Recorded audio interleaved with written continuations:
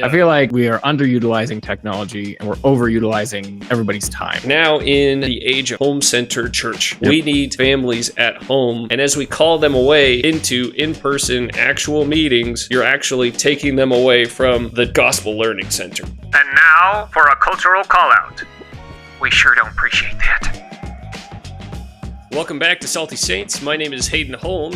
I'm here today with Tanner, and we're going to start off by talking about a cultural call-out. It's something that I've seen in the church throughout many, many years of service, especially in leadership. Meetings. Not just meetings. Meetings for the sake of meetings. Meetings on meetings on meetings. There's a pretty funny joke that I heard once. A guy in my ward, he was like, our church has the 14th article of faith. We believe in meetings. We have endured many meetings, and we will endure many more meetings in the church. And we hope to endure all meetings. We hope to be able to endure all meetings. There is just this culture out there of meetings equals progress. Meetings equals getting the work done that has just been the bane of my existence ever since becoming a father, getting into the church, becoming an adult. I'm like, man, there are way too many meetings in the church. And I don't think it's coming from the brethren. I think a lot of times it's just a cultural doctrine. So the average meeting, let me give you a breakdown. The average meeting in the church, when you're in some kind of leadership position, goes like this. You show up to a meeting, everyone has booked their calendar so tight that they literally just show up at the meeting. Half of them are still processing what just happened throughout their day, and they need a minute to just process that. The agenda wasn't really prepared or sent out ahead of time, and so everyone's looking for the agenda. They're like, where is it? And then they update it in real time, and then they pass it out, and then they're like, okay, you've got the spiritual thought, you've got the prayer, so you had no time to prepare anything. So you then sit through like a scrambled eggs, half-baked spiritual thought where you're just like trying to put something together that you're remembering from your Come Follow Me study in the morning or something that you heard earlier, and you're just like, oh, man. And then you go through the meeting, and the meeting is pretty much trying to discover where you landed in the last meeting. And then you maybe make one or two steps of progress, and then you call it quits from there. Everyone says, great meeting, and then we leave and do it again next week. So that's been my experience with meetings. And this is across multiple wards, different organizations. I'm not trying to single out one here, but I think we have a meeting problem in the church. But what are your thoughts? And I don't want to harp on boomers, but I'm going to harp on them a little bit. I think that this is kind of we've inherited this from the generation above us, right? Us being millennials, the Gen Xers have also inherited this from, because the leadership in the church for a long time, and stake leaders and leaders above that, even down to the bishopric, they're also usually, very competent and more likely than not in the corporate world, right? So that structure of like, let's meet a lot to get things done bleeds into the church realm quite a lot from those generations. I feel like millennials who have not been as involved in the corporate world or see it shifting dramatically, especially with the pandemic and working from home, they see this format of like, let's meet to meet to meet. And they're like, nah, I don't want to do this. It's my personal testimony that AI was sent by God just to solve this meeting problem in the church. I think that's why it's here. Yeah, I think that one, everything could be an email if it had to be, right? Like there's very few things that actually have to be a meeting. And two, if you use some tool like AI to sum up meetings and to, help you voice out the concerns you have, you can reduce meetings by like 95%, or some insane high number like that. So I feel like we are underutilizing technology and we're overutilizing just, time, everybody's time, to an extent where it's just kind of ridiculous at some points. Like, this is crazy. And you have experience with this, there are some bishoprics that have 5 or 6 hours of meetings like every Sunday. Yeah. Like what's happening in those meetings? Like what's going on that's comparing to the next ward? Why isn't the next ward who's not doing that completely falling apart? Right. It would lead you to believe that would be the case. Now, I'm really lucky in the ward I'm in now. I had a very understanding elders quorum president when I was in the presidency. and we only met when we absolutely had to. Which, if you go by that, if you go by that principle, like only meet when you absolutely have to, turns out you don't meet very often. And email and text are awesome tools to keep in touch as you go throughout the week, right? Like you don't say. Yeah. You can really maneuver pretty well if you're focusing your efforts on that rather than preparing the agenda for the next meeting, kind of a thing. So 100%. Yeah. I think it's an archaic form of like organization and management that needs to be minimized to its actual place, which is like one meeting a month if you can get if you need it, right? Right.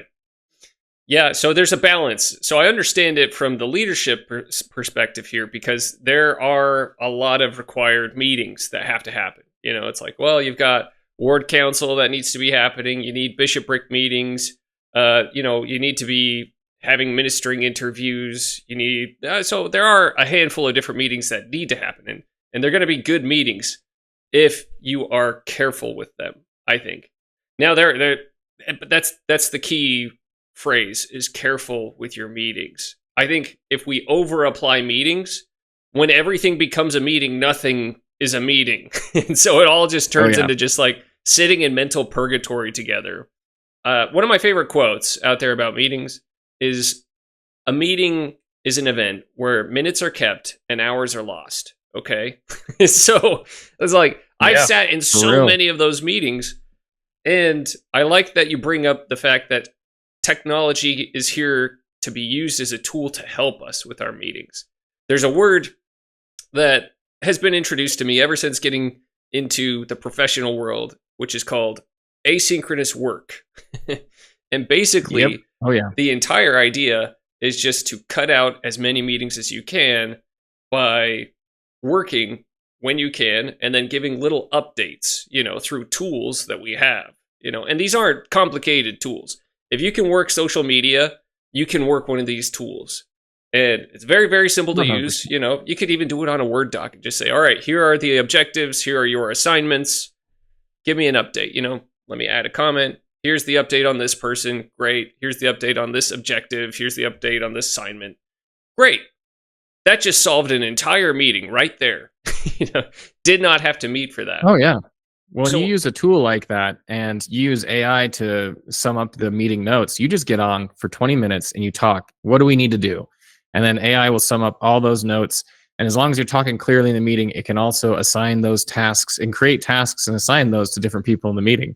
Yeah. So, with a tool like that, you could also set it to follow up on people. I feel like every elders quorum presidency and every bishopric needs to take a mandatory training on the tool of their choice, because there's a million of them out there, and just onboard everybody. That's the meeting to end all meetings right there. You go through that one half a Saturday morning, just getting through that tool and teaching everyone how to use it. And then you're set. The AI will remind you when to do things. It'll follow up with different tasks. It'll set reminders when upcoming things are due. Like, everyone just needs a process that's outside of let's just meet and figure it out as we go. Yeah. And there are a lot of robust AI softwares out there. So, I use a handful at work that just record all of my video meetings. Any meeting that I have online, it'll record that. It'll take the notes out. It'll separate out all of the action items and allow you just to quickly assign them to somebody. And then it'll send out those reminders. It is absolutely super powerful, So, something like that could absolutely revolutionize the meeting industry within the church. And I hope the church is working on something like that, and maybe they're working on some kind of AI project management tool specifically for leadership in the church. That would be, I'm curious. I think we should ask everyone in the comments to, help us brand what that would be named, like you have DeepSeek, you have ChatGPT. What's the church's version of that? Right. What's the church's AI? How do we name that? And then as a follow-up question, why do organizations struggle to run efficient meetings? Outside of tools, like outside of using tools, because I am of the belief that it's not necessarily a tool problem as much as it is a mindset problem. Because I don't think we can tool our way out of these problems. I think it all comes from a lack of preparation. So in most meetings, interesting. I think it's because a lot of leaders don't end up preparing beforehand. And when I mean prepare, I don't mean like taking 3 or 4 hours, praying like Enos in the wilderness and just trying to wrestle and figure out all the solutions to everything. No, I'm talking like 10 minutes before the meeting, getting your agenda out, looking through everything, looking at your assignment specifically, and then just making some notes and saying, okay, this is what I want to bring up. This is what I'm going to follow up on. This is my progress report for this. Great. And then you go to the meeting. You're completely prepared. You don't have to process together or anything like that. You don't have to turn it into a group homework session. I've had so many of those where everyone's just trying to solve all the problems together at the same time. They are super inefficient and super slow. And so if you just do that prep work beforehand, then you approach the meeting from a completely different perspective where everyone is just there for decisions. If everyone's done the prep work, a meeting is just for decisions at that point. It's not for discussion. You're just saying, all right, here's where I'm at. This is what I need help with. What are your thoughts on this? Great. Awesome. Here's where I'm going to take it. Boom. We're done. And so I think it's 100% a preparation thing, which comes down to your secretary, whoever you have as a secretary, preparing the agenda and then making sure that it's sent out and then making sure that people are aware of the assignments that they have within that agenda. So making sure that it's been sent out at least like a day in advance or something like that, instead of like 5 minutes before the meeting starts and you look at it as you're in the meeting and trying to catch up with everybody in real time. Doesn't give you a whole lot of bandwidth there. No. I think if I were also to give another piece of advice, if that's not possible, if it's like you're booked so tight that you cannot prepare, then I would say maybe just carve out 10 minutes in your meeting where everyone just does quiet time. Everyone sits down in the meeting, looks over the agenda themselves, and compiles all of their thoughts within 10, 15 minutes, not a peep. And instead of doing like a spiritual thought, you can just do the prep work there and then approach the meeting afterwards. After you've done all the homework and you're like, all right, I've got some names, I've got these people in mind for these callings, or I've done this work on this person, and here's an update on this, and I've texted these people already, and this is what they've said. That would be my suggestion there. But what about you? What do you think could be done? No, I think you're right on the money there. I think it's a lack of preparation, just a lack of like awareness or like just mental focus and discipline on remembering what you have to do beforehand. I think that tools like AI, the different tools we mentioned, will help remove all the excuses around it and get you down to the point. It'll either enable the person to actually be prepared and have time to prepare, or it will highlight a person who's not ready to make that sacrifice yet. And that it'll kind of speed up that process of having that discussion like, hey, are you in or you're out? Like, are you willing to do this or not? Because it's becoming a stumbling block. So I think that would be really helpful at that point. But yeah, having 15 minutes at the beginning just to gather your thoughts, because like you said, we're all running from meeting to meeting, from life to church and to business and all of that. So just having a couple minutes to like think is great, and let everyone spiritually think the spiritual thought in their head while they're doing that. Like that's a good point. Just like take a minute, let the silence be the spiritual thought once in a while, and then just mentally prepare for the meeting then. So I think that's a great idea. Yeah. Well, I mean, studies have been done that show if you run meetings back to back to back, they become less and less and less efficient because your cognitive load becomes greater and greater and greater to the point where you can't carry anything anymore mentally, where you're just like, I'm done. Yeah. And eventually you hit this point where you're maxed out and you're just like sitting there in this complete vegetative state, just like in a trance, just like waiting for the meeting to be over, just staring at the clock like, I'm done. I can't do this anymore. I'm tapping out. And like mentally you're sitting there, you're agreeing and you're saying, yep, and you're pretending to take notes sometimes, but without a doubt that like, nothing's being retained here. Like I'm not going to hold any of this. And this happens all the time with my wife. I'll get into this state, and then she'll come up with like 3 or 4 things that I need to be focused and attentive to. And she'll be like, can you do this, this, and this? And I'll be like, yeah, I can do that. And then like a couple days later, she's like, why haven't you done it yet? And I'm like, done what? She's like, this is gone. Do you remember that conversation we have? Honestly, no, I don't. I told Hannah that I need a commute. because I work from home, right? So now I go from my office when I'm done, when I can, I go on a walk around the block just to like start decompressing all the mental burden of work. Because Yeah. I mean, there's been too many times I step right out of my office and she's like, "Oh, good, you're here," and then it starts unloading all the things that we need to make critical decisions about, and I'm like, "No, I'm there's not no water ready. pouring into this cup. This cup is full." You know, like Yeah. yeah, I'm gonna need an hour just to like stop thinking about work, and then we can dive into this. So, Yep. yeah, I totally been there. And in that study that I was talking about earlier, they found that like if you just schedule like 10 to 15 minutes in between meetings, they found that to be way more efficient than just back to back to back. So Oh just yeah, that cool down time is essential in order to just get your head clear, to process everything that you need to process, and then prepare yourself for the next meeting. Uh, so outside of that, so we've talked about meetings. The next question: what can we do to reduce the number of meetings that we have? If we are in a ward or a situation where we are meeting all the time, how can we cut that back? And this is maybe something I have want to like ask the comments. Like, yeah. I don't know that I I have say, the right answer or all of the best answers for this. Comments, let us know. What do you think we can do to reduce the number of meetings that we have? What do you think? yeah, I mean, like you said, I don't think we're going to be able to solve that all in a podcast, but I think that at the very least, you have to have the people who want to consolidate meetings, in place. You have to. It has to be. That's where you need to start when consolidating meetings. You need to start with a team who's all on the same page. As we're going to be as efficient as possible, so we have to do this as little as possible. So you need Yeah. to have that conversation first, and then everything will trickle downstream of that. I think a lot of it depends on whoever is the leader in charge. Whoever is Yeah. calling the meeting is ultimately going to decide how many meetings you have. However, if you are a counselor or someone around them, I think there is an argument to be said that I think I remember once hearing, like, if you are a counselor and you are not giving your honest opinion and your honest thoughts on things, then you are not fulfilling, you're not magnifying your calling. Like, you should be voicing these opinions. I have sat down with multiple leaders and said, we're meeting too much.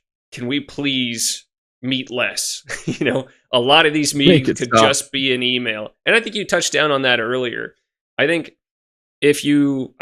somebody once said, like, if you can't summarize the purpose of this meeting in one sentence, it should be an email or it should be canceled.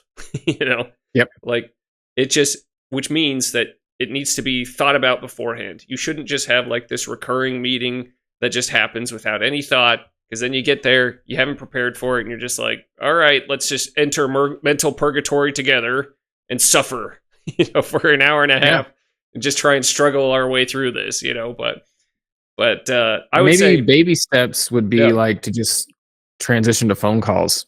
Like, hey, I have this thing. Do we need to meet? Just call me real quick and let's talk through it for a minute. Let's Yeah. see if it should be a meeting or not.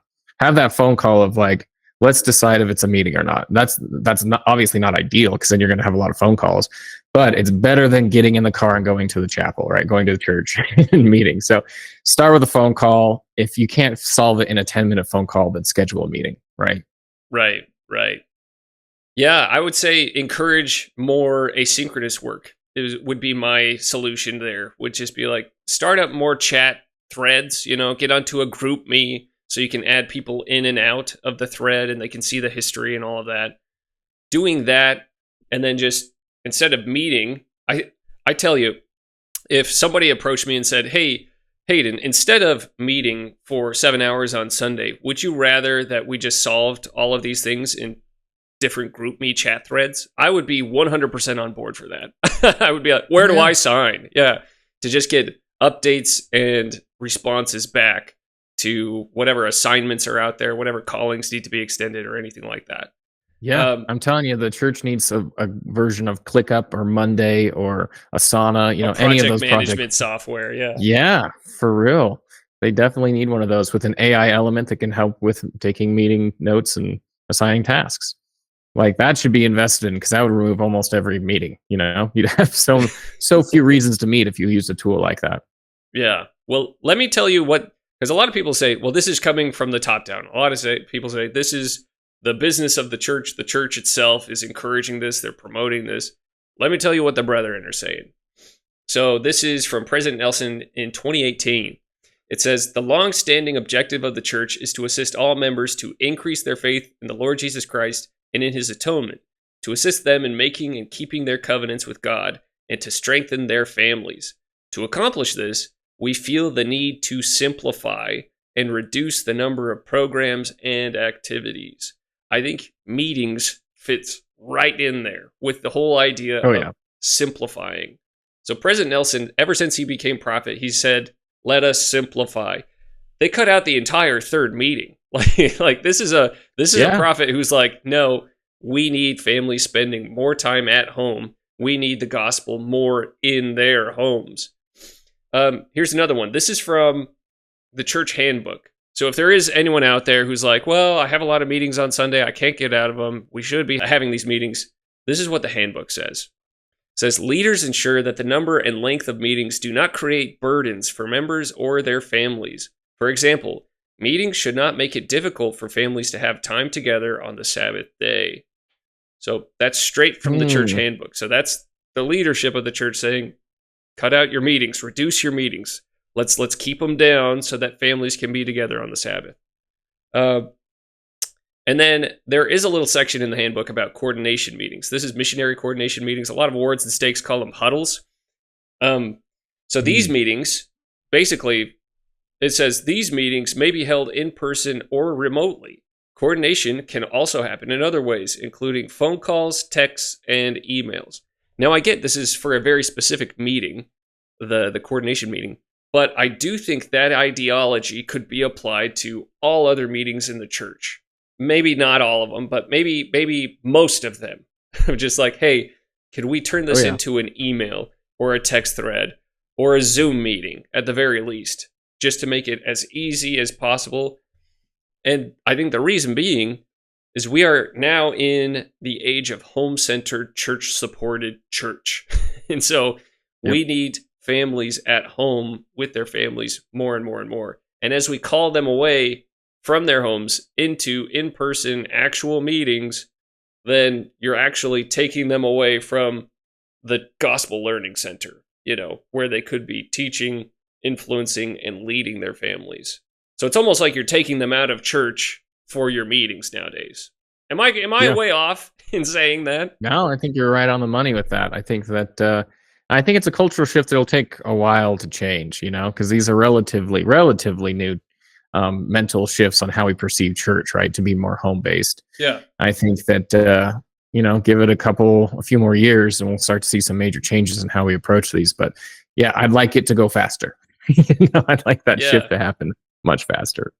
Well, I think it would also be super helpful if there were like big forums or something like that where leaders could go and just see what's working with other wards and stakes, maybe in their area or maybe other areas, so that they could start generating these ideas. So I know that a lot of times leadership just kind of default onto whatever the previous leadership were doing in the ward, because that's easy.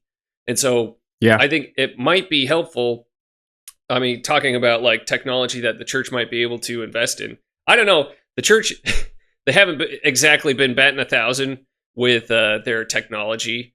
I feel like every Sunday the church crashes, all their websites go down, tools. There's a lot of problems there. But if they could build like some kind of forum of like, hey, post what's working well in your ward. What do you guys do that does super, super well and why? I think that just being able to see that could be super, super helpful for those members that want to make a change but don't know what it looks like. I know that was absolutely the case with a lot of like elders quorums after the change was made in the leadership hierarchy of the ward, where now elders are in charge of the adult members, and they're in charge of ministering instead of home teaching and all of that. I think that for me, that would have been super helpful just to see like, hey, what are other wards doing and how successful or unsuccessful are you in that? And I think that would speed things up, because I know a lot of times that is handled at the stake level to try and pull that out, but that would be super, super helpful in my opinion. Anyway, but let's reduce the meetings. Keep families at home so that they can spend more time with the kids, with the wife, in the Gospel Learning Center. And let's see if we can make that happen in the future. You know, following the profit. Exactly.